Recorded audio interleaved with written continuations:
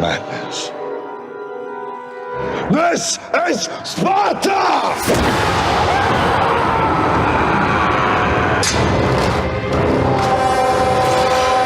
Memes! More memes again this week, folks. Now I know, this video probably looks a little bit silly. It is a bit silly, really. But messing around creating fun little memes like this can actually teach you quite a lot about using keyframes. And basically all animation within Davinci Resolve is done using keyframes, so it's quite an important skill to learn. So let's open up Davinci Resolve and I'll show you how to do it. So here we are within Davinci Resolve and we're currently on the Edit tab. Now before we get into it, I just want to show you really quickly how these keyframes work. So I'm going to grab this logo here, put it on my timeline, and then I'm just going to use the inspector, top right hand corner. We'll make this a little bit smaller, and then we're going to put this over the far left hand side like so. And then we're going to move my playhead to the far left, and then these little dots here allow us to add keyframes. So the dots on the right of the transform area, and if we give that a click, it will go red. So that's marked that at this point where our playhead is, we want this logo to be in this position. Then if we move our playhead forwards, so let's just go to about here, let's say at this 3-second mark, we want this logo to be over here. We just move it over there. We come back to the beginning and hit play, and now we've got a basic animation. You only need to tell Davinci Resolve the start and end points, and it will automatically fill in the gap for you. So with a couple of clicks, we've animated this logo so that it moves from the left to the right of the screen, like so. And that applies to any of the options within here: zooms, position, rotation, pitch, yours, and that sort of thing. And that's the basic fundamentals of animation in Davinci Resolve. And that's what we're going to use to do our stupid meme. So let's just delete that. In my media pool, I've got the clip that we're going to use, and then we've got my 3 logos. All of the logos are PNG files, and they do have transparent backgrounds. It's much easier if you can find a PNG with a transparent background, because then you don't need to do any messing around. So I'm going to add my clip to my timeline like so, and I just need to cut this down because it's too long. I'm not going to be using all of this, so I'm just going to delete any of the bits that we don't need. So with that done, what I like to do then, add cuts to the clips wherever the scene changes. So I'm going to just hit play. We're going to wait until there's a change in the scene. So here it cuts from the one guy to the other. We'll use our left and right arrow keys just to go back. And then we'll do a Control B to add a little cut on this. So now we've got 2 clips on our timeline. It just makes life way easier when you're adding your logos. You know exactly how long they need to be. We'll hit play. And there we go. We'll do another there, and we'll just go through the whole thing, making any cuts that we need to until we're happy. And then you'll end up with something that looks like this. So then we can start to add our logos.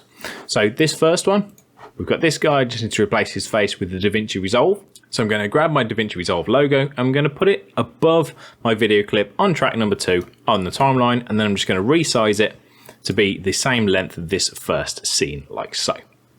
Then move our playhead to the very far left, so it's right over to the edge here.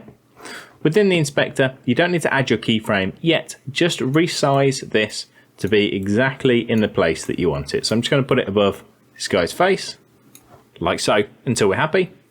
And then from here, add the keyframe by clicking on this icon in the top right hand corner. That one will add a keyframe to all of these options, so you can just change any option you want to and it will animate it for you. And then we're going to hit play. Now what we're looking for is big, obvious movements. You don't need to do it frame by frame.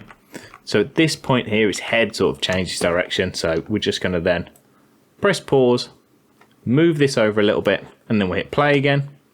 He's come back over to the left, so I'll pause it and just move this back over to the left, and we'll hit play. And he's going back over to the right again, so we'll go back over to the right. And then a little bit more towards the end. And there we go. And then if we go back and hit play now, we've got this real basic keyframed tracking. And then it goes to this guy. So this guy, we need our Premiere Pro. So we're just going to put that on there, lengthen that down, make sure our playhead is over to the far left, give it a click, resize it, get it exactly where we want it for this guy. We'll hit the keyframe, we'll hit play. He doesn't really move too much, he's moving a little bit, so we'll move this over. And then it cuts back again, so we're going back to our Davinci Resolve. And then all you need to do is continue to repeat this process for all of your different sections. Now here, I've got this bit where I want my 2 logos. So what I need to do the exact same thing. We can grab my Davinci Resolve one. We'll put that on track number 2 like so. We'll resize it, get it in the position that we want it. We'll go with something like that. We'll hit our keyframe, we'll play. This bit's really quick, so I'm going to use my left and right arrow keys again. He's come forward there, so we're going to move that over to the right. A couple of frames, we'll move that back again here and up a little bit. Back a bit more, we'll hit play. I think he stays pretty much there from now on. And now we need to do the exact same thing for our Premiere Pro. So we're going to grab our Premiere Pro logo, put it above the other 2. So now we've got 3 video tracks. Same thing again, put our playhead to the far left, resize it, move it to the position we need it. This time we're going to add a bit of an angle to it. Keyframe, hit play. There's a sharp movement there, so let's change the angle and move it over. Play again. He's all the way down there now, so we'll move him over and down. Play again. So now if we play that little scene,